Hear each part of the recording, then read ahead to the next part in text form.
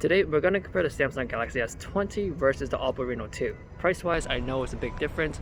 Oppo is much cheaper, but it still has a lot of cameras on the back. Now, I know the Oppo does tend to take a lot of natural-looking pictures, but the Samsung has died down to saturation lately, especially on the S20 series, so let's see how they stack up against each other. So this is a quick low-light test of the front-facing camera, and there are some streetlights above me as well as some buildings. So let's move on to the next section. So starting off with the portrait mode, the experience is pretty similar. You would have to move around until the camera recognizes what you're shooting, and then the effect will work. Now, it doesn't work all the time because if you're too far or too close, it doesn't really recognize the object. So in my experience, there are times where it just took too long for me to move around, so I just give up and I just took the picture anyways. On a Galaxy S20, there are options. You can actually zoom in to use the telephoto lens to get a more compressed background look. On the Oppo Reno 2, you're only stuck with one focal length. For the front-facing camera, the S20 is really finicky when I'm wearing a mask, but when I take it off, it instantly recognizes my face. There are times where I can see the effect working, but when I hit the shutter button, the effect doesn't work when I look at the images. Now for the background blur, I would prefer the S20 because it's just more denser and it looks better.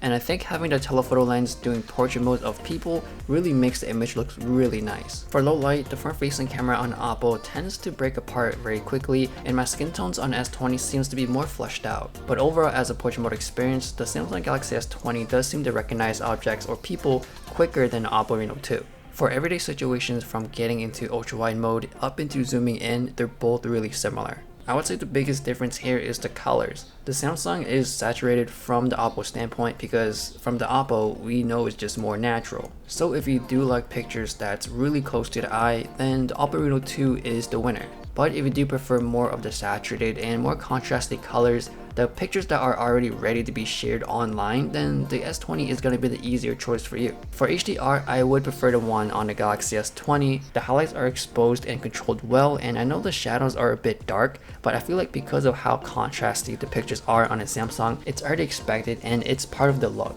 On the Oppo, you can see more in the shadows, which is really close to what you really see from your eyes. Now from using the lenses, the Samsung does have the wider ultra-wide lens, so taking shots of buildings and landscapes does make it look more epic. But when I'm zooming in, I would say it's easier on the Oppo because 3x and 5x are really good enough where they would make a difference.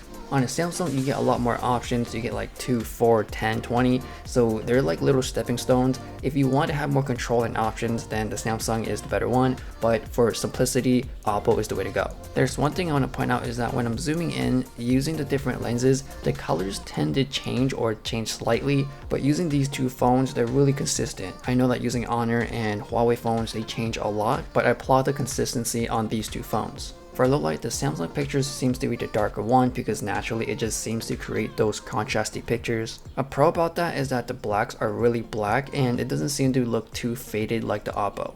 Now for the Galaxy S20's performance in low light is really sluggish, which is something I mentioned a lot in a lot of the comparisons. So this means that taking low light pictures on the Oppo is much smoother. Moving on to night mode, which they both have, on a Samsung, the images produced are much brighter.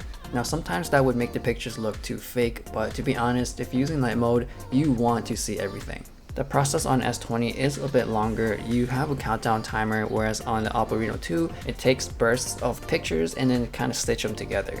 It's really fast and simple, and you just have to hold it there for maybe 3 or 4 seconds and you're done. Now moving on to video on a main lens, 4K 30, they both are pretty similar in terms of stabilization. I would say the Samsung is a bit smoother. For HDR, it's like the same reasoning. It's still more contrasty, so the blacks or the shadows are much more darker. So if you like to see everything in more of an even tone, then the Oppo Reno 2 is the better choice. Next up is the colors. Obviously the Oppo Reno 2 is really close to the eye, the greens really look green, and on a Samsung, it's really warm. It's almost to the point where the leaves look like they're yellow. Now moving on to the ultra wide angle lenses, the Samsung one is really smooth. It looks like I'm almost on a gimbal, so hands down, I'm gonna pick that as the winner.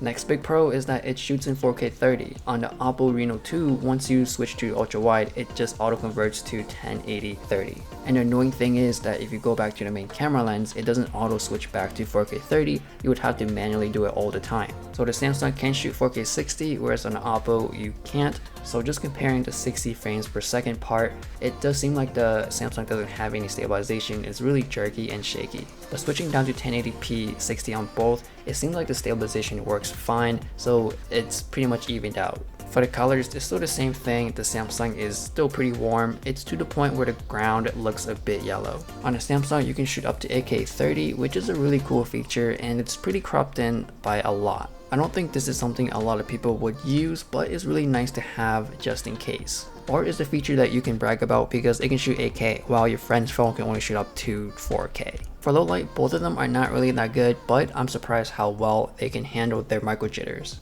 Throughout the tests, I would say in this condition, the colors are really close to each other. Even on a contrast, the Samsung might be a hair darker. Now, using the ultra wide angle lens is something that I will not recommend during low light, but comparing the two, the Samsung to me is the better one. Now for 4K 60 versus 1080 60, I would say the Oppo Reno does have an edge here. The whole stabilization does win out for me, but I would prefer the colors on the Samsung.